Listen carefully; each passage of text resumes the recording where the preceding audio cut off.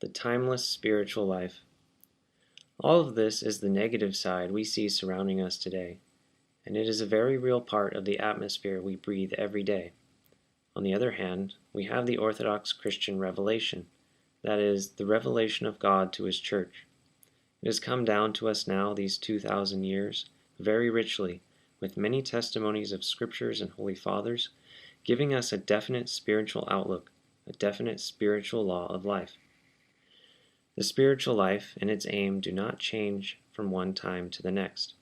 In fact, we know that from the very beginning, from the time when the gospel was first preached until now, there are being gathered out of the world citizens of one kingdom, all going towards the heavenly kingdom.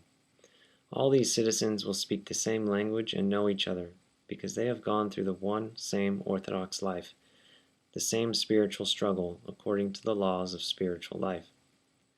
The Holy Father spoke about the latter times as times of great weakness, in which there would not be the great signs which were performed in the early times of the apostles and in the desert by the first monks, when thousands of miracles were being worked.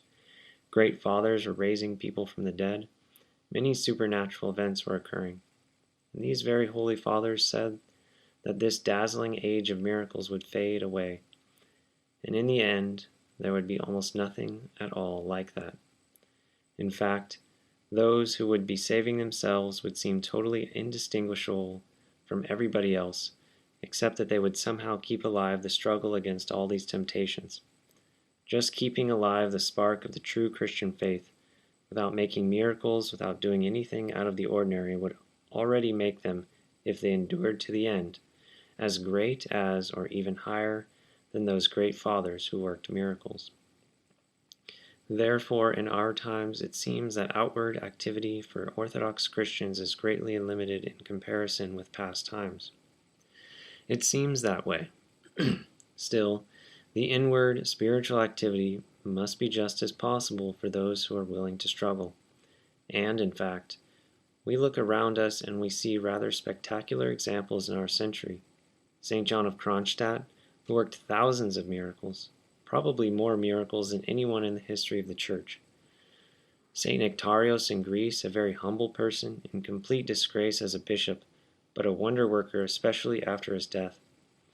And our own Archbishop John, who lived and actually walked our very soil and passed within 40 miles of here many times, undoubtedly blessing all this area, especially with the icon of the cursed Mother of God. And so it's obvious in looking at these people and realizing they're spiritual giants, that it is possible to do something even in our own evil times.